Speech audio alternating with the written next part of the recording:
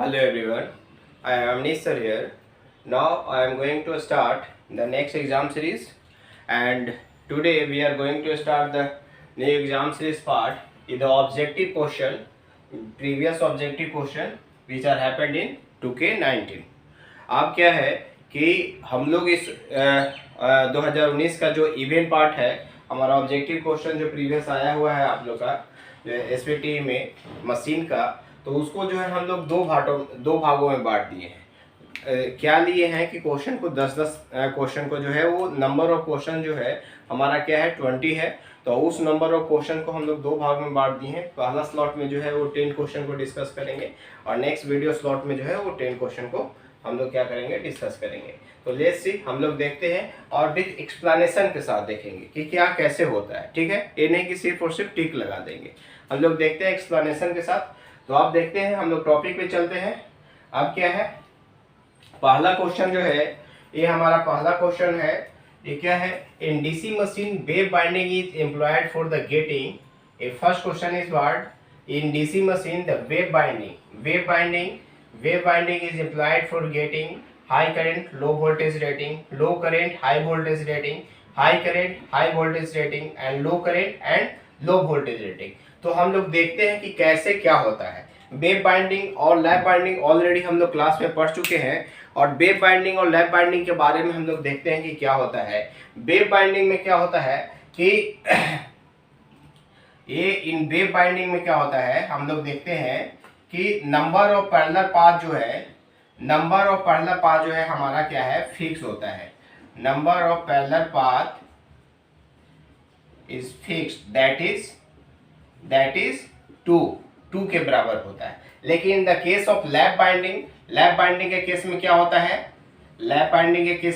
है, कि number of parallel path जो होता है वो पोल के बराबर होता है। नंबर ऑफ पोल के बराबर होता है, जितना पोल होगा उतना ही हमारा पैरेलल पाथ होगा।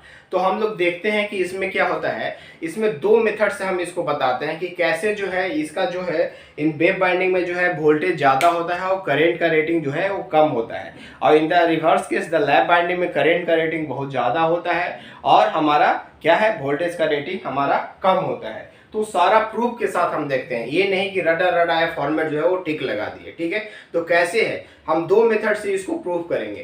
पहला मेथड से क्या है कि हम ब्रश एक्सिस के बारे में हम जब बताए थे, यहाँ पे जब वेव बाइंडिंग और लैप बाइंडिंग का लिए थे, तो हम वहां पे बहुत अच्छी तरह से बताए थे कि देखिए ये क्या है, दिस इज कॉल्ड, ये हमारा ब्रश है, सेकेंड ब्रश जस्ट अपोजिट इसका ब्रश, ये पॉजिटिव है नेगेटिव, ये पॉजिटिव है नेगेटिव, इस तरह से।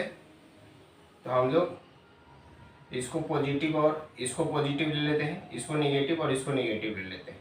ठीक है, इसके साथ जो ब्रशेज हैं कनेक्टेड है, ऑलरेडी मैंने कराया था ये सब।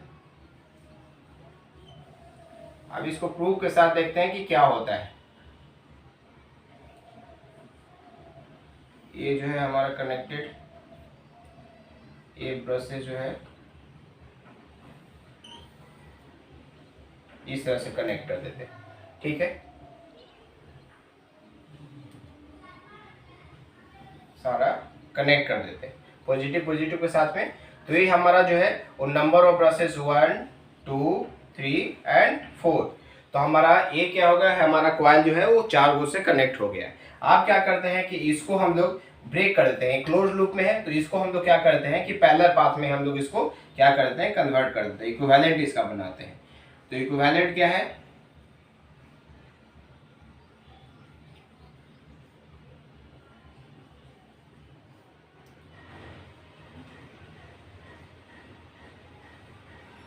एक ब्रशेज यहाँ पे सारा का इक्विवेलेंट ब्रशेज लेते हैं, इसका जस्ट अपोजिट ब्रशेज यहाँ पे लेते हैं। ये हमारा, ये समझो कि सारा का इक्विवेलेंट ब्रशेज, और इसको क्या कर दिए, हमारा लोड के साथ क्या हो गया, कनेक्ट कर दिए। इसको क्या कर दिए हम लोग, लोड के साथ कनेक्ट कर दिए, इसमें भी लोड के साथ कनेक्ट हो जाएगा। अब क्या होता है कि जैसे ही हम एक ब्रश से करते हैं, जैसे ही हम एक ब्रश रिमूव करते हैं, मान लो कि ब्रश 1 जो है हम रिमूव करते हैं, सॉरी मान लो कि ब्रश 2 है जो है हम रिमूव करते हैं, तो ये क्या हो जाएगा कि 2 पैरेलल पाथ जो है वो क्या हो जाएगा हमारा, जैसा ही 1 ब्रश रिमूव करते हैं, 1 ब्रश रिमूव करते हैं, तो हमारा जो पैरेलल पाथ जो हो जाएगा हमारा किस तरह से हो जाएगा,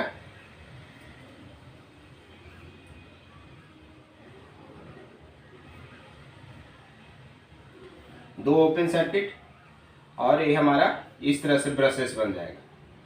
ये हमारा देखो जैसा ही इसको रिमूव किए, इसको रिमूव करते हैं हम, तो क्या होता है, देखो 2 पैरेलल पाथ जो है हमारा क्या हो रहा है, ओपन सर्किट हो जा रहा है, तो हमारा ओपन सर्किट हो जाता है। तो इस केस में क्या है कि करंट का जो है, देखो ये हमारा I1 current, I2 current, I3 current और I4 करंट, और ये हमारा इसके अक्रॉस जो वोल्टेज है, ये हमारा इसके अक्रॉस जो वोल्टेज है दैट इज ये हमारा EMF के बराबर है। तो ये जो हमारा करंट क्या है, मैक्सिमम करंट, ठीक है, लेकिन हमारा वोल्टेज क्या है, कांस्टेंट है यहाँ पे, समझ गया।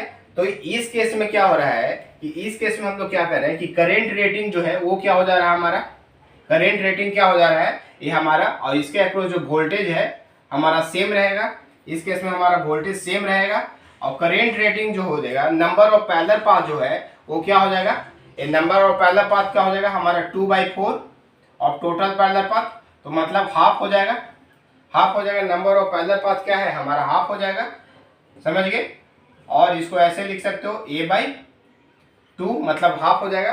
तो करंट रेटिंग भी जो है हमारा क्या हो जाएगा, यहाँ पे हाफ हो जाएगा, करंट रेटिंग भी क्या हो जाएगा हमारा हाफ हो जाएगा, ठीक है, क्योंकि करंट रेटिंग 4 में था, तो आप क्या किस में बच गया, 2 में, तो 2/4, तो इसका मतलब हाफ, करंट रेटिंग भी जो है हमारा ये हो गया। तो जैसे ही हम इसका पैरेलल पाथ रिमूव करते हैं तो करंट पे इफेक्ट पड़ रहा है, लेकिन हमारा वोल्टेज और EMF जो है हमारा सेम रह रहा है। तो इसमें आप क्या देख रहे थे कि हमारा वेव बाइंडिंग में नंबर ऑफ पैरेलल पाथ 2 रहता था, तो हमारा देखो ये नंबर ऑफ पैरेलल पाथ हमारा क्या है 2 है, तो इसमें क्या हुआ, करंट रेटिंग हमारा कम हो गया, और वोल्टेज के अक्रॉस, इसके अक्रॉस जो वोल्टेज है वो हमारा क्या होगा, ज्यादा हो गया। और ये लैप बाइंडिंग है, क्योंकि नंबर ऑफ पोल जो है हम 4 ले रहे हैं, तो लैप बाइंडिंग के केस में क्या हो रहा है कि हमारा जो ये करंट जो है, करंट का रेटिंग बहुत ज्यादा होगा, और हमारा ये जो वोल्टेज जो है वो हमेशा क्या है, इससे कम रहेगा। तो ये लैप बाइंडिंग के केस में, और जैसे ही हम ब्रशेज, और जैसे ही फिर ये ब्रशेज जब हम रिमूव कर देंगे, तो ये हमारा 3 ब्रशेज जो है वो ओपन सर्किट में हो जाएगा।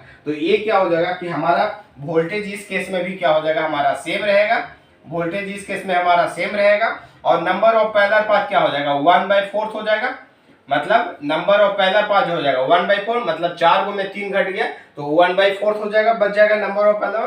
करंट रेटिंग भी क्या हो जाएगा हमारा 1I/4 हो जाएगा, और पावर भी क्या हो जाएगा हमारा P/4 हो जाएगा, ठीक है। हम कोई भी बाइंडिंग लगाए, लैप बाइंडिंग या वेव बाइंडिंग लगाए, पावर का जो रेटिंग होता है हमेशा सेम रहता है। तो हम देखते हैं कि सेकेंड केस में क्या है।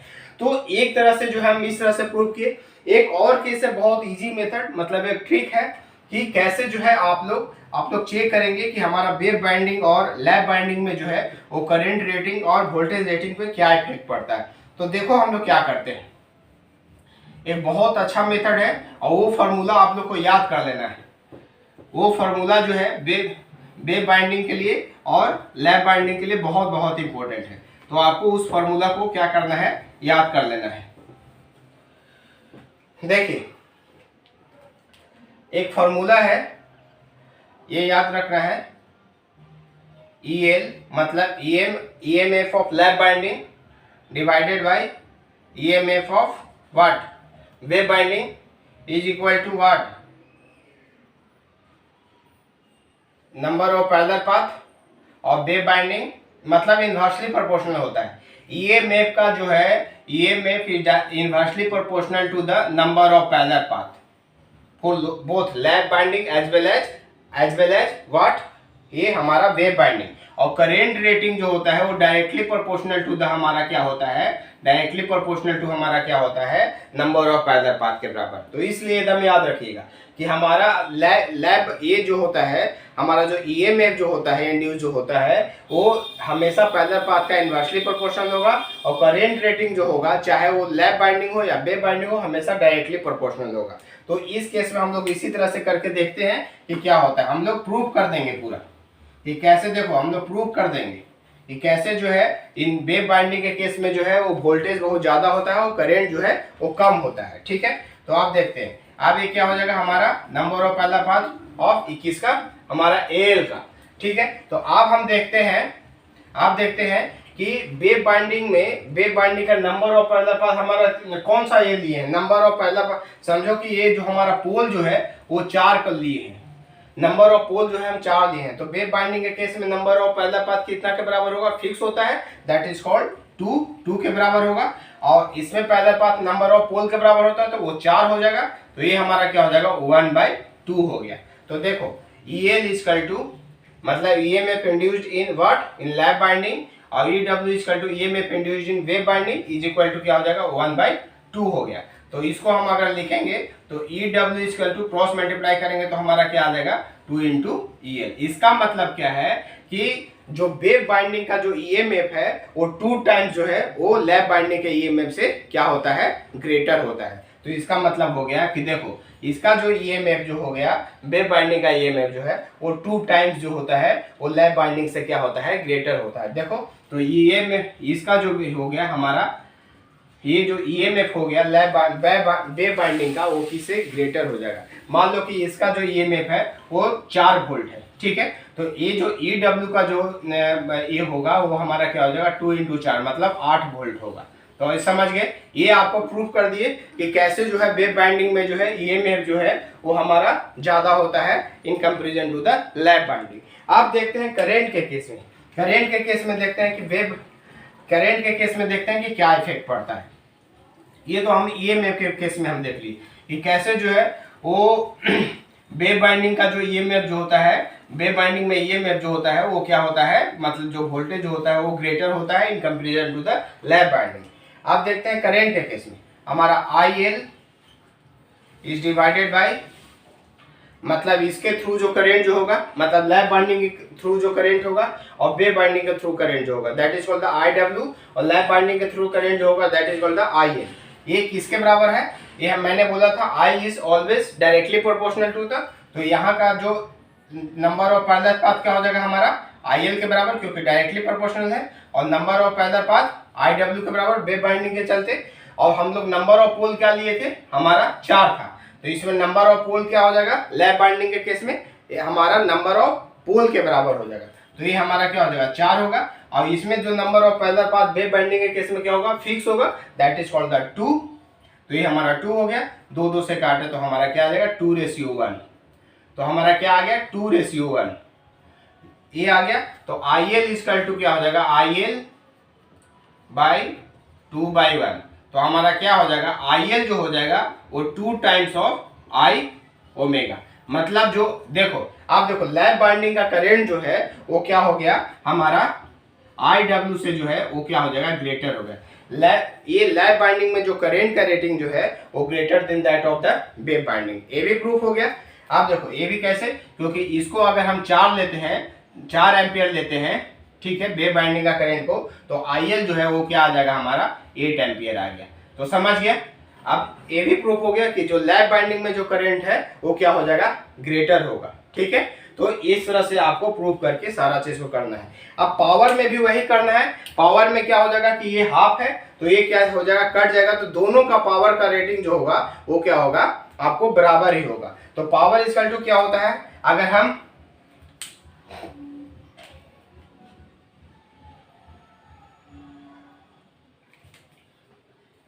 पावर का रेटिंग क्या होता है दोनों केस में, चाहे कोई भी मशीन हो वो दोनों केस में जो पावर का रेटिंग जो है वो सेम होगा, चाहे वो वेव बाइंडिंग हो या ये कोई भी मशीन जो हो वो जो लैपिंग जो कर रहे हैं, चाहे तो वेव हो या हमारा लैपिंग हो लैप बाइंडिंग हो, उस केस में दोनों का पावर रेटिंग हमारा सेम होगा। पावर क्या होता है E × I, ठीक है, तो मतलब वोल्टेज × I। तो ये हमारा W के केस में लेते हैं, वेव बाइंडिंग के केस में क्या है कि ये जो EW जो था वो EL बाई क्या था हमारा 2 के बराबर था, और इसमें जो ये था ये क्या था करंट जो था वो 2 टाइम्स ऑफ IL के बराबर था। तो ये आ रहा ये और ये हमारा कट गया, तो ये सॉल्व ये W बाई ये था और ये W बाई ये था, तो हमारा PW जो हो गया देखो EW बाई IW आ गया। देखो ये हमारा रेटिंग आ गया इन वेब बाइंडिंग के केस में। अब PL के केस में भी क्या था कि हमारा टू टाइम्स ऑफ क्या था हमारा टू टाइम, ये हमारा जो था ये हमारा टू टाइम्स ऑफ इसमें इस केस में क्या था हमारा करेंट के केस में हमारा टू टाइम्स ऑफ EL था इंटू IL/2 था। ठीक है, तो ये हमारा IL/2 था, तब ना टू टाइम्स हो रहा था, तब ये क्या होगा टू कट गया तो हमारा IL। देखो हमारा दोनों केस में क्या आ रहा है, दोनों केस में क्या आ रहा है, पावर जो है हमारा सेम आ रहा है। दोनों केस में क्या आ रहा है, हमारा पावर जो है वो पावर का रेटिंग जो है वो क्या आ रहा है, सेम आ रहा है। इसमें EW/IW और इसमें लैप बाइंडिंग के केस में EL/IL। ठीक है, तो दोनों के केस में क्या है, हम चाहे वो लैप बाइंडिंग करें या हम एक ही मशीन में जो है लैप बाइंडिंग करें या हमारा वेब बाइंडिंग करें, दोनों के केस में क्या होगा, हमारा जो पावर रेटिंग जो होगा वो सेम होगा। बहुत इंपॉर्टेंट है, बहुत ही इंपॉर्टेंट है, आपको ऑब्जेक्टिव में पूछ सकता है कि power rating in the case of lap binding and web binding is what. तो क्या करना है, सेम क्या होगा, सेम होगा। चलिए, तो ये क्वेश्चन जो हो गया हमारा क्या होगा, इसका ऑप्शन क्या हो जाएगा, इन the case of wave binding क्या हो जाएगा, हमारा वोल्टेज हाई है, हमारा हाई वोल्टेज, तो हाई वोल्टेज कहाँ है, हमारा हाई वोल्टेज ये है, और हमारा क्या होगा, सॉरी ये हमारा हाई वोल्टेज है और ये हमारा लो करंट है, तो ऑप्शन बी इज करेक्ट।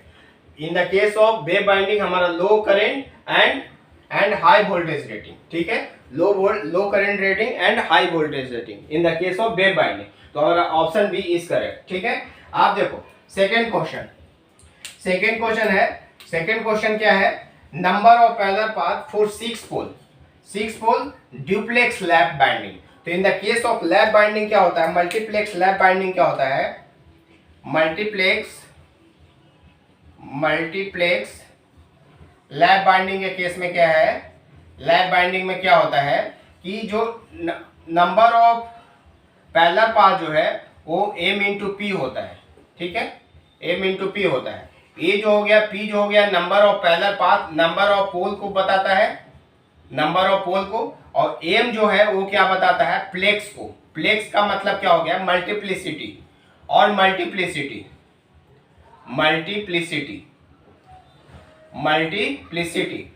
इसको हम लोग m को क्या बोलते हैं, प्लेक्स और मल्टीप्लिसिटी, मतलब कितना जो है इसमें मल्टीप्लाई हो रहा है। अगर m इक्वल टू 1 है तो number of parallel path in the case of lap binding is what, p के बराबर होगा।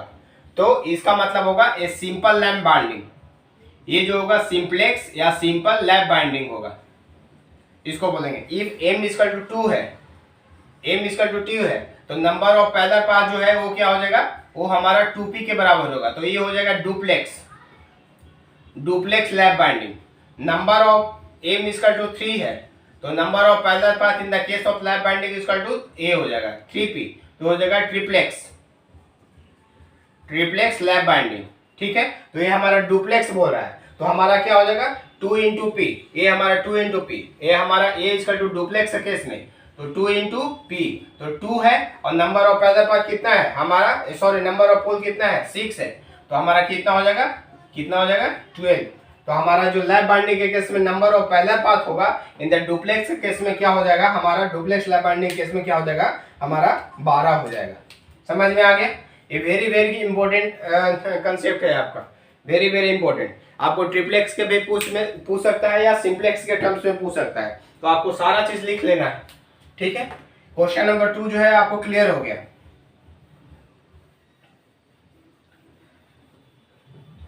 अब क्वेश्चन नंबर हम लोग 3 देखेंगे।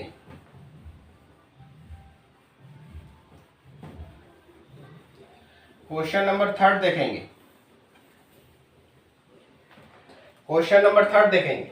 क्वेश्चन नंबर 3 जो है, क्वेश्चन नंबर 3 है, which of the following is not a part of the DC machine. DC machine का पार्ट कौन नहीं है, तो फील्ड बाइंडिंग क्या है, हमारा डीसी मशीन का पार्ट है, क्योंकि हमारा फील्ड पोल पे, ये हमारा पोल पे जो है वो लगा रहता है। देखो यहाँ अगर डॉट है या यहाँ पे क्रॉस है या यहाँ पे हमारा क्या हो सकता है, कुछ भी हो सकता है, या क्रॉस हो सकता है या डॉट हो सकता है। ठीक है, तो हमारा ये कंसेप्ट के रहते हैं। तो ये फील्ड बाइंडिंग ये क्या करता है कि हमारा मेन फ्लक्स को क्या करता है, हमारा क्या करता है, इंस्टिगेट करता है। तो ये हो गया हमारा फील्ड बाइंडिंग। फील्ड बाइंडिंग का क्या है कि मेन फ्लक्स को क्या करता है, हमारा इंस्टिगेट करता है। तो ये हो गया हमारा फील्ड बाइंडिंग, ठीक है। तो ये केस में जो है ये हमारा देखो क्रॉस का मतलब क्या होता है, क्रॉस और डॉट का मतलब क्या होता है, आप लोगों को कंसेप्ट पता होगा और मैंने क्लास में बहुत अच्छे से बताया है कि क्रॉस का मतलब होता है इनटू द पेपर, ठीक है, हमारा इनटू द पेपर। तो डायरेक्शन ऑफ फ्लक्स क्या हो जाएगा हमारा,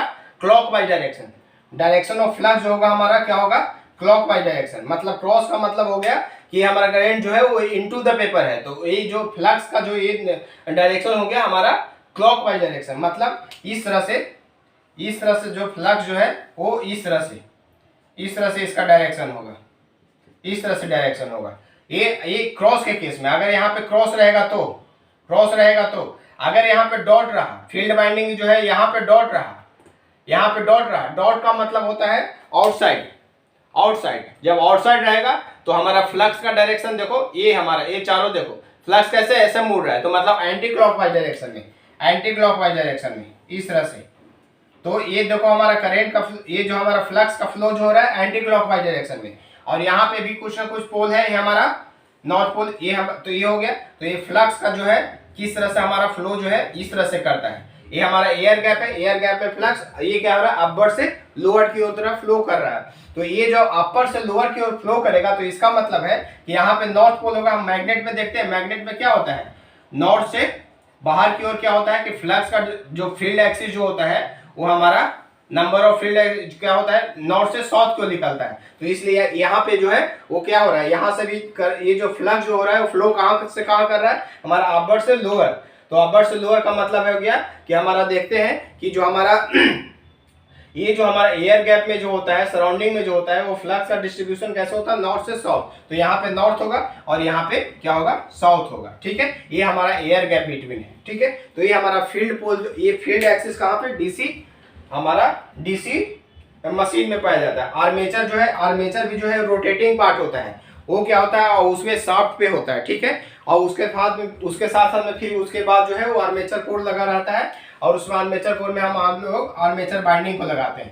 तो सेकेंड को ये हमारा बी भी सही है, ये जो है हमारा बी भी सही है। फील्ड बाइंडिंग तो होगा ही, डीसी मशीन में फील्ड बाइंडिंग होगा, आर्मेचर भी होगा, और कम्यूटेटर होता है। कम्यूटेटर क्या करता है कि हमारा जो रोटर पे जो है वो एसी वोल्टेज प्राप्त होता है, एसी वोल्टेज प्राप्त होता है। तो हमको क्या चाहिए, डीसी मशीन में डीसी चाहिए, तो हमको क्या लगाते हैं वहाँ पे कम्यूटेटर लगाते हैं। तो in the case of generator commutator क्या करता है, एसी टू डीसी में बदलता है। But in the case of motor ये क्या करता है, डीसी टू एसी में कन्वर्ट करता है। याद रखिएगा, commutator in the case of generator AC to DC में कन्वर्ट करेगा, ठीक है, क्योंकि हमको रोटर पे एसी वोल्टेज प्राप्त होता है, ठीक है, हमको मिलता है। लेकिन in the case of motor DC to AC में कन्वर्ट करेगा, ठीक है। तो ये वाइस वर्सा होता है, समझ में आ गया, कम्यूटेटर का ये होता है। आप देखो चौथा ऑप्शन जो है हमारा क्या है, डैम्पर बाइंडिंग, ठीक है। तो डैम्पर बाइंडिंग जो है it is not the part of the it is not the part of the हमारा क्या होगा, it is not the part of DC machine. तो आंसर क्या होगा हमारा, डी होगा। आंसर जो होगा हमारा डी होगा। डैम्पर बाइंडिंग हम लोग कहाँ पे यूज करते हैं, सिंक्रोनस मशीन में सिंक्रोनस मोटर में हम लोग यूज करते हैं डैम्पर बाइंडिंग। और डैम्पर बाइंडिंग का मेन काम क्या होता है, सेल्फ स्टार्टिंग करने का, ठीक है। ये क्या होता है कि ये जो सिंक्रोनस मोटर होता है वो सेल्फ स्टार्टिंग नहीं होता है, ठीक है। तो वो क्या करता है, सेल्फ स्टार्ट करने के लिए हम लोग डैम्पर बाइंडिंग का ही करते हैं। तो मतलब इसका मेन फंक्शन क्या हुआ कि हमारा स्टार्टिंग टॉर्क देता है। एक डैम्पर बाइंडिंग जो है सिंक्रोनस मोटर में स्टार्टिंग टॉर्क देता है और हंटिंग से बचाता है। देखते होंगे कि मोटर जो है वो क्या करता है, घन घन घन की आवाज आता है, समझ गया ना। तो वो क्या करता है कि डैम्पर बाइंडिंग ये करके मैकेनिकल बैलेंस करने के लिए हम लोग इसको करते हैं। तो इसीलिए इसमें डैम्पर बाइंडिंग का यूज सिंक्रोनस मोटर में यूज होता है। तो क्या क्या काम होता है इसका, मेन क्या करता है सिंक्रोनस मोटर को, ये क्या करता है स्टार्टिंग टॉर्क प्रोड्यूस करता है और हंटिंग को प्रिवेंट करता है, समझ गया, जो हमिंग सॉन्ग होता है उसको प्रिवेंट करता है। और एक होता है डमिंग कॉइल। अब थर्ड ऑप्शन जो हो गया डैम्पर बाइंडिंग। डमिंग कॉइल क्या होता है, डमिंग कॉइल है जो हम लोग वेव बाइंडिंग में यूज करते हैं। लैप बाइंडिंग में क्या होता है कि ये जो होता है, ये जो स्लॉट में जो बाइंडिंग हम लोग पुट करते हैं तो लैप बाइंडिंग के केस में क्या होता है कि पूरा जो बाइंडिंग जो है स्लॉट में फुलफिल हो जाता है, तो एक भी जो है स्लॉट खाली नहीं रहता है। तो लैप बाइंडिंग में हम लोग डमी कॉइल यूज नहीं करते हैं। लेकिन वेब बाइंडिंग के केस में क्या होता है कि कुछ स्लॉट जो है वो बाइंडिंग प्रॉपर वे में भर नहीं पाता है, मतलब कुछ स्लॉट जो है वो खाली रह जाता है। तो खाली रह जाने की वजह से क्या होता है कि उसमें मैकेनिकल इम्बैलेंस आ सकता है। तो मैकेनिकल बैलेंस को करने के लिए हम लोग क्या करते हैं, डमी कॉइल को यूज करते हैं, और इसको कम्यूटेटर के साथ में हम लोग यूज नहीं करते हैं। इसीलिए ये क्या करता है कि एनर्जी कन्वर्जन में हमको क्या करता है, एनर्जी कन्वर्जन में हमको ये पार्टिसिपेट नहीं करता है। तो ये डमी कॉइल के बारे में बता रहे हैं। तो डमी कॉइल क्या होता है, कोई बच्चा मुझे पूछा था कि सर डमी कॉइल क्या होता है, तो हम लोग वेब बाइंडिंग में यूज करते हैं। वो किस लिए यूज करते हैं कि अगर कोई भी स्लॉट में बाइंडिंग खत्म हो गया, इनकम्प्लीट बाइंडिंग को हम लोग कंप्लीट करने के लिए क्या करते हैं, और हम लोग डमी कॉइल को, तो वो क्या करता है कि हमारे जो मशीन जो है, हमारा जो पूरा सिस्टम है उसको क्या करते हैं, मैकेनिकल बैलेंस देते हैं, ठीक है। और इसको कम्यूटेटर के साथ यूज नहीं करते हैं, ठीक है। इसीलिए इसको एनर्जी कन्वर्जन डिवाइस में हम लोग इसको पार्टिसिपेट नहीं करवाते हैं, ठीक है। तो डमी कॉइल और डैम्पर बाइंडिंग में कंफ्यूजन नहीं होना चाहिए। डैम्पर बाइंडिंग जो है हम लोग सिंक्रोनस मोटर में यूज करते हैं, वो स्टार्टिंग टॉर्क प्रोड्यूस करता है सिंक्रोनस मोटर को, और हंटिंग से प्रिवेंट करता है। लेकिन डैमिंग कॉइल क्या है, हम लोग किसमें यूज करते हैं, वेब बाइंडिंग में, लैप बाइंडिंग में नहीं, क्योंकि लैप बाइंडिंग एक कंप्लीट बाइंडिंग है, लेकिन web binding is incomplete binding है। और उस इनकम्प्लीट बाइंडिंग को हम लोग क्या करने के लिए डमी कॉइल से क्या करते हैं, फिल करते हैं उसके स्लॉट को, और किसके लिए, मैकेनिकल बैलेंस के लिए ऑफ द सिस्टम, ठीक है। तो ये हो गया पार्ट 3 में हो गया हमारा डैम्पर बाइंडिंग। अब क्वेश्चन नंबर 4 में हो गया कि डीसी मशीन में sparking at the brushes is due to the, देखो इसमें 3 तरह का कम्यूटेशन प्रोसेस होता है। 3 तरह का कम्यूटेशन प्रोसेस क्या होता है, मतलब ड्यूरिंग कम्यूटेशन प्रोसेस, ठीक है, तो उसको हम लोग बोलते हैं स्टेट कम्यूटेशन। जो हमारा जो ये था, ये देखो, ये देखो,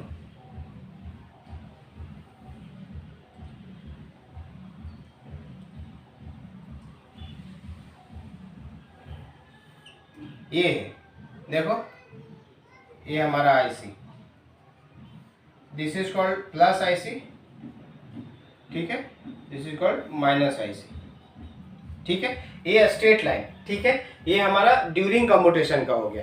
तो ड्यूरिंग कम्यूटेशन के प्रोसेस में क्या होता है कि ये कम्यूटेशन के समय में ही क्या होता है, करंट का रिवर्सल हो जाता है, ठीक है। तो करंट का रिवर्सल हो जाता है, जिसके कारण से मतलब करंट जो है वो चेंज हो जाता है। जैसे ही जो है कॉइल जो है वो ब्रश सेगमेंट के थ्रू में क्या होता है, क्रॉस करता है, तो उसी के समय क्या होता है कि करंट जो है वो रिवर्सल हो जाता है, और करंट का मैग्नीट्यूड जस्ट डबल हो जाता है रिवर्सल की वजह से, ठीक है। तो ये हो गया हमारा स्ट्रेट लाइन, हमारा स्ट्रेट लाइन या लीनियर कम्यूटेशन बोलते हैं, ठीक है।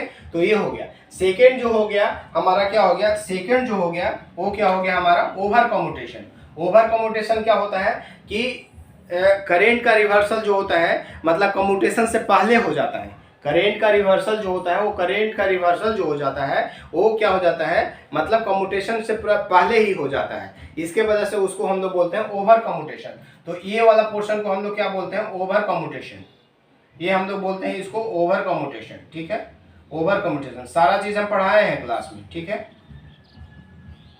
इसको हम लोग बोलते हैं linear commutation, linear commutation, linear commutation, और क्या बोलते हैं, स्ट्रेट लाइन कम्यूटेशन, ठीक है, स्ट्रेट लाइन कम्यूटेशन। और इसको हम लोग बोलते हैं ड्यूरिंग कम्यूटेशन भी बोल सकते हैं। ओवर कम्यूटेशन कब होता है, करंट का रिवर्सल बिफोर होता है, कम्यूटेशन के पहले हो जाता है। और ये ड्यूरिंग, मतलब जब कम्यूटेशन होगा उसी समय जो है करंट का रिवर्सल होगा। और एक जो है जिसके कारण से सारा जड़ हुआ है उसको हम लोग बोलते हैं अंडर कम्यूटेशन, मतलब कम्यूटेशन के बाद होता है। वो क्या होता है, उसमें बीमारी है एक तरह का, वो क्या करता है, कुंभकर्ण है। वो सब चीज, जब सारा चीज हो जाता है तो पूछता है कि सीता किसकी बीवी थी, ठीक है। तो ये सब सारा चीज पूछता है, ये है, तो उसको हम लोग क्या बोलते हैं, अंडर कम्यूटेशन, ठीक है। अंडर कम्यूटेशन के वजह से क्या होता है, हमारा स्पार्किंग होता है, स्पार्किंग होता है। इसको हम लोग बोलते हैं अंडर कम्यूटेशन, अंडर कम्यूटेशन, और डिले कम्यूटेशन, और डिले कम्यूटेशन। ये क्या होता है, मतलब करंट का जो रिवर्सल जो हो गया, मतलब आफ्टर कम्यूटेशन, कम्यूटेशन के बाद जो है वो करंट का रिवर्सल होता है अलोंग द ब्रश एक्सिस, ठीक है। तो इसके वजह से होता है। आप जो ये अंडर कम्यूटेशन के वजह से जो है वो 2 केस होता है। अंडर कम्यूटेशन होता कैसे है, अंडर कम्यूटेशन 2 प्रोसेस के थ्रू होता है। एक रिएक्टेंस, अंडर प्रोसेस के थ्रू में क्या होता है कि 2 चीज जो है प्रोड्यूस होता है। वो क्या होता है कि रिएक्टेंस वोल्टेज, और क्या होता है CME, cross magnetising effect of armature reaction. तो इसमें जो ऑप्शन होना चाहिए आर्मेचर रिएक्शन और रिएक्टेंस वोल्टेज दोनों के वजह से जो है स्पार्किंग होता है। लेकिन मेन जो है हमारा अप्रोच जो है क्या करेंगे, क्योंकि इसमें क्या होता है कि आर्मेचर रिएक्शन के वजह से भी और रिएक्टेंस वोल्टेज से जैसे ही क्या होता है कि करंट का जैसे ही रिवर्सल होता है तो उसमें एक स्टैटिकली ईएमएफ प्रोड्यूस होता है, और वो ईएमएफ को हम लोग क्या बोलते हैं, रिएक्टेंस वोल्टेज बोलते हैं। और ये रिएक्टेंस वोल्टेज क्या करता है, according to the Lenz law, उसको क्या करता है कि अपोज करता है, करंट के रिवर्सल को अपोज करता है, जिसके वजह से जो है हमारा ये सब सारा प्रोसेस होता है। आप देखो आर्मेचर करंट के वजह से। अब दूसरा प्रोसेस क्या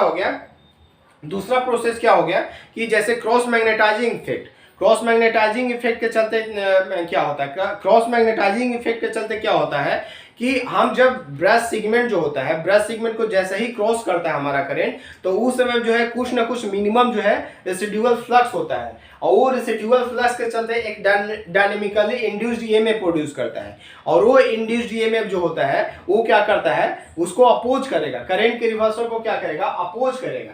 और उसके वजह से क्या होता है कि इसके स्लॉट के बीच में, स्लॉट और सेगमेंट के बीच में, जो कम्यूटेटर सेगमेंट और ब्रश जो कम्यूटेटर स्लॉट है और ब्रश के सेगमेंट के बीच में एक एयर गैप रहता है, और उस एयर गैप में जो है वो करंट के चलते जो है क्या होता है, वो एयर गैप का जो पार्टिकल जो होता है वो आयनाइज हो जाता है, और वो जो आयनाइज जो एयर गैप होता है, it behaves like the conductor की तरह बिहेव करने लगेगा। और वो जो करंट जो है ये जैसे हमारा स्लॉट हुआ, जैसे मान लो ये स्लॉट हुआ, ये हमारा ब्रशेस लगा दिए, ठीक है, तो ये हमारा इस तरह से हमारा कॉइल हो गया, ठीक है, करंट का डायरेक्शन कुछ भी हो, ठीक है। तो ये देखो इस तरह से, जिस तरह से, तो ये हमारा एयर गैप होगा।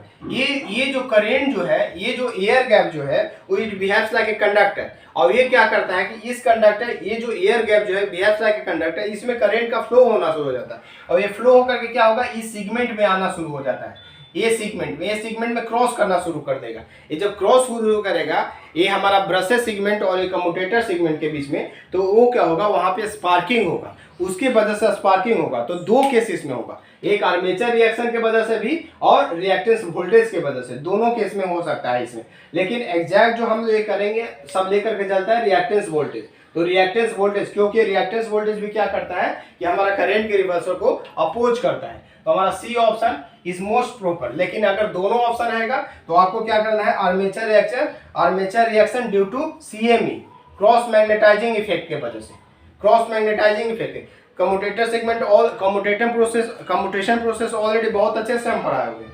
कम्यूटेशन प्रोसेस क्या होता है, वो आप जानते हैं, just reversal of the current, ठीक है, उसके चलते जो इफेक्ट होता है उसी को हम लोग कम्यूटेशन प्रोसेस बोलते हैं, ठीक है। तो हमारा ऑप्शन हो गया रिएक्टेंस वोल्टेज, ठीक है। तो ये दोनों के वजह से होता है, एक के वजह से क्या होता है वो आप समझ गए होंगे। आप देखिए नेक्स्ट क्या होता है, नेक्स्ट क्वेश्चन क्या है, नेक्स्ट क्वेश्चन है DC series motor torque developed before the magnetic saturation और आफ्टर द मैग्नेटिक सैचुरेशन। मतलब यहाँ पे पूछ रहा है बिफोर द मैग्नेटिक सैचुरेशन, मतलब टॉर्क का जो है रिलेशन जो है आर्मेचर करंट के साथ में, मतलब मैग्नेटिक सैचुरेशन के पहले जो होगा वो क्या होगा। लेकिन वहाँ पे जो है आप लोग का जो प्रीवियस ईयर का जो क्वेश्चन बैंक है वहाँ पे आंसर यहाँ पे गलत दिया हुआ है, इसका भी आंसर हमको डॉट ही लगता है, समझ गए, इसका भी आंसर हमको डॉट ही लगता है। वहाँ पे आंसर दिया हुआ directly proportional to the armature current, लेकिन नहीं, ये में क्या होगा, इस केस में क्या होगा, हमारा 5वां नंबर क्वेश्चन में क्या होगा कि टॉर्क इक्वल टू क्या होता है, ये हमारा K∅Ia होता है, ठीक है। तो इनिशियली क्या होता है कि हमारा जो इनिशियली जो होता है, इनिशियल केस में क्या होता है कि हमारा जो फ्लक्स जो है वो आर्मेचर करंट को फॉलो करता है, ठीक है। तो ये क्या होता है कि ये लिनियरली क्या हो रहा है, इंक्रीज कर रहा है, तो हमारा आर्मेचर करंट भी जो है वो लिनियरली इंक्रीज करेगा, ठीक है, स्टार्टिंग में, तो ठीक है। और उसके बाद भी क्या होगा कि ये फ्लक्स जो है वो, उसके बाद क्या होगा कि फ्लक्स जो है हमारा कांस्टेंट हो जाएगा। जब फ्लक्स कांस्टेंट हो जाएगा तो हमारा फ्लक्स जब कांस्टेंट हो जाएगा तो ये क्या हो जाएगा, हमारा ये डायरेक्टली प्रोपोर्शनल टू द हमारा ये क्या हो जाएगा, ये जो होगा टॉर्क जो है वो directly proportional to the IA के बराबर हो जाएगा। लेकिन फर्स्ट केस में क्या होगा, ये फ्लक्स जो है वो directly proportional to the IA के बराबर है, तो हमारा टॉर्क जो है वो directly proportional to IA square के बराबर होगा। तो इनिशियल केस में बिफोर सैचुरेशन क्या हो जाएगा, पैराबोलिक इन नेचर हो जाएगा, जो दोनों के बीच में जो रिलेशन हो पैराबोलिक इन नेचर हो जाएगा। और आफ्टर सैचुरेशन क्या हो जाएगा, ये लीनियर हो जाएगा, जो ग्राफ बनेगा ये लीनियर हो जाएगा आफ्टर सैचुरेशन। आफ्टर सैचुरेशन और be neglecting the armature reaction, ठीक है। और ये हमारा बिफोर सैचुरेशन मतलब क्या होगा कि देखो इनिशियली क्या है कि फ्लक्स जो है वो directly proportional to the armature current है, और ये क्या होगा, आर्मेचर करंट जो है लिनियरली इंक्रीज कर रहा है, तो हमारा फ्लक्स भी इंक्रीज करेगा। तो ये क्या हो जाएगा, आर्मेचर करंट ये flux is equal to IA के बराबर होगा। तो IA के बराबर होगा तो ये हमारा फ्लक्स के जगह पे IA को पुट कर देंगे, तो हमारा टॉर्क जो हो जाएगा वो क्या हो जाएगा, directly proportional to IA square के बराबर हो गया। तो मतलब इनिशियली जो होगा जो ग्राफ जो बनेगा वो क्या बनेगा, कैसे बनेगा, हमारा ये जो ग्राफ बनेगा ये क्या होगा, पैराबोलिक, ठीक है। यहाँ तक ये किस केस में होगा, फर्स्ट केस में बिफोर सैचुरेशन हो जाएगा। तो ये हमारा IA स्क्वायर के बराबर हो गया, ठीक है, बिफोर सैचुरेशन। अब इसके बाद क्या हो रहा है कि ये जो हमारा फ्लक्स जो है सैचुरेशन की वजह से हमारा कांस्टेंट हो जा रहा है। जब कांस्टेंट हो जा रहा है तो हमारा जब कांस्टेंट हो गया और ये भी हमारा कांस्टेंट पार्ट है, तो हमारा क्या हो जाएगा, torque directly proportional to IA के बराबर हो जाएगा। तो ये भी लिनियरली जो है वो मूव करेगा, तो ये क्या हो जाएगा, हमारा कांस्टेंट हो गया। तो हमारा उसके बाद हो गया आफ्टर सैचुरेशन क्या हो गया, ये हमारा ये कांस्टेंट हो गया। आफ्टर सैचुरेशन जो है हमारा कांस्टेंट हो गया, तो इसके बीच में ये रिलेशन होगा। तो हमारा ऑप्शन ये क्या होगा, बिफोर मैग्नेटिक सिचुएशन, हमारा ये बिफोर मैग्नेटिक सिचुएशन है, बिफोर मैग्नेटिक सिचुएशन। और ये हमारा आफ्टर है, आफ्टर मैग्नेटिक सिचुएशन क्या होगा, लीनियर होगा। जब आफ्टर मैग्नेटिक सिचुएशन लीनियर होगा तो हमारा directly proportional to the IA होगा। लेकिन बिफोर मैग्नेटिक सिचुएशन हमारा ये होगा तो हमारा क्या हो जाएगा, I स्क्वायर के बराबर होगा। तो हमारा ऑप्शन जो होगा वो I स्क्वायर के बराबर होगा, ठीक है। बिफोर सैचुरेशन पैराबोलिक होगा, आफ्टर सैचुरेशन जो है वो लीनियर हो जाएगा। तो हमारा बिफोर मैग्नेटिक सैचुरेशन पूछ रहा है कि DC सीरीज मोटर में हमारा टॉर्क जो डेवलप होगा वो क्या होगा, तो बिफोर मैग्नेटिक सैचुरेशन क्या होगा, पैराबोलिक इन नेचर, मतलब I स्क्वायर के बराबर होगा। तो ये होगा ऑप्शन, समझ में आ गया। चलिए अब नेक्स्ट क्वेश्चन देखिए क्या है। ऐसे करके जो है 2-3 स्लॉट में हम लोग इसको ऑब्जेक्टिव को पूरा कंसेप्ट के साथ में, मेरे साथ पढ़िए तो पूरा कंसेप्ट के साथ में, अगर कंसेप्ट नहीं है तो मैं नहीं पढ़ाता, ठीक है। आप देखिए एक चीज को कंसेप्ट टेक्निकल आप लोग लिए, ये नहीं कि सिंपल ग्रेजुएट है, समझ में आया। तो आप लोग इंजीनियर बनने वाले हैं, जब तक दिमाग नहीं रहेगा, अगर कोई फॉल्ट आ गया तो क्या करोगे, लाठी मारोगे क्या, कि उसका निष्कर्ष निकाल दोगे। तो इसलिए आपको माइंड चलाइए, टेक्निकली बहुत समझना जरूरी है। लोग क्या करते हैं, रट जाते हैं कि सर कुछ नहीं, मुझे समझना नहीं है, रटना है। रटने वाले को नौकरी नहीं लगती है, देख रहे हो इतना अनएम्प्लॉयमेंट हो गया है। तो आप लोग क्या कीजिए, समझने पे कोशिश कीजिए, कौन टीचर कौन क्या है उसको देखिए और समझिए चीजों को, ठीक है। आप लोग इंजीनियर बनने वाले हैं। आप देखिए speed of 4 pole series motor at the no load will be. No load के केस में क्या होता है, नो लोड का मतलब हो गया ओपन सर्किट। नो लोड का मतलब क्या हो गया, मतलब कोई लोड लगा हुआ नहीं है। It means what, open circuit. Load is open circuited, load हम लोग ओपन सर्किट है, मतलब ऐसा ओपन सर्किट है, इधर कुछ भी पैरामीटर लगा हुआ है, कुछ भी पैरामीटर, ओपन सर्किट, ठीक है। तो ओपन सर्किट के केस में क्या होता है कि हमारा I जो होता है वो 0 होता है, और वोल्टेज जो होता है वो हमारा मैक्सिमम होता है। वोल्टेज होता है हमारा क्या होता है, मैक्सिमम होता है, समझ में आएगा। ये ओपन सर्किट के केस में, ये आप लोग नेटवर्क में पढ़े होंगे, ठीक है, शॉर्ट सर्किट और वे में। इसको भी हम प्रूव करते हैं नेटवर्क में कि कैसे जो है वो हमारा ओपन सर्किट में जो है वो करंट 0 होता है और वोल्टेज मैक्सिमम होता है, और शॉर्ट सर्किट के केस में वोल्टेज 0 होता है और करंट कैसे मैक्सिमम होता है वो भी हम नेटवर्क में क्या किए हैं, प्रूव किए हुए हैं। तो ये सब चीज जो है आप नेटवर्क जिसे पढ़ोगे उनसे पूछिएगा कि कैसे क्या होता है। तो नो लोड के केस में क्या होता है कि हमारा ये जो करंट जो होता है हमारा 0 होता है। तो अब हम चलते हैं यहाँ पे DC सीरीज मोटर की बात करते हैं।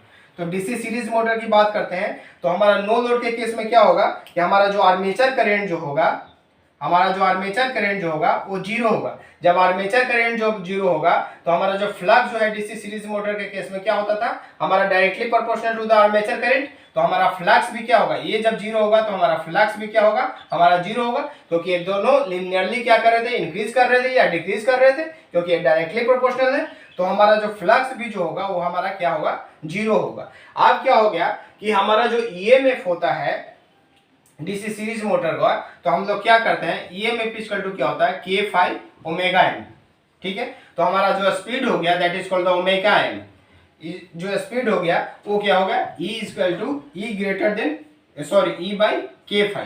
अब क्या है, ये हमारा कांस्टेंट है तो हमारा ये रखो, तो omega M is equal to E by flux, ये हमारा फ्लक्स, तो फ्लक्स हमारा क्या है, जीरो है, तो जीरो है तो ये हमारा क्या हो जाएगा, omega M E upon zero, मतलब 1 अपॉन जीरो व्हाट होता है, 1 अपॉन जीरो क्या होता है हमारा, इन्फिनिटी होता है, मतलब finite upon zero is what, कोई भी फाइनाइट नंबर है divided by zero is what, infinity. तो हमारा जो स्पीड जो हो गया वो क्या आ जाएगा, इन्फिनिटी। मतलब क्या हो गया कि जब हमारा नो लोड के केस में क्या होगा, सीरीज मोटर का जो स्पीड जो होगा वो इनमोस्टली बहुत हाई होगा। बहुत हाई का मतलब होगा इनफाइनाइट हो गया, समझ गया, कोई फाइनाइट वैल्यू नहीं होगा, तो बहुत ज्यादा हाई होगा। तो इसका जो आंसर जो होगा वो डी होगा, बहुत ज्यादा हाई होगा, समझ गया। तो केस कैसे होगा, इक्वल टू के फाई ओमेगा, इस तरह से रिलेट करना है। ठीक है, तो आप कंसेप्ट वाइज एक एक चीज को समझिए और फिर एक कीजिए, फिर अगला जो है वो हम डिस्कस करेंगे नेक्स्ट क्लास में।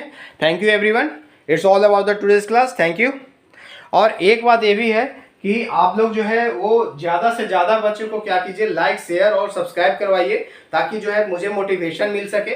और हर दिन जो है अल्टरनेट वाइज में आपका वीडियो आएगा, जैसे आज आया है तो कल नहीं आएगा, परसों आएगा। और जो टाइमिंग रहेगा आपका वीडियो अपलोड होने का, जो यूट्यूब पे टाइमिंग रहेगा मेरे ये पे उमा टेक पे जो ये अपनी सर इलेक्ट्रिकल वाला पे, तो क्या होगा वो जो टाइमिंग होगा 9 से 10 बजे रात में, 9 से 10 बजे के बीच में जो है रात में वो क्या होगा, हर वीडियो जो है अपलोड होगा मेरा। तो आप लोग सारे बच्चों को शेयर कीजिए, लाइक कीजिए और कमेंट कीजिए। कोई भी प्रॉब्लम हो तो कमेंट कीजिए, या मेरा नंबर भी वहाँ पे दिया हुआ है और आप लोग क्या है कॉन्टैक्ट कर सकते हैं। तो ठीक है, it's all about the today's class, thank you everyone.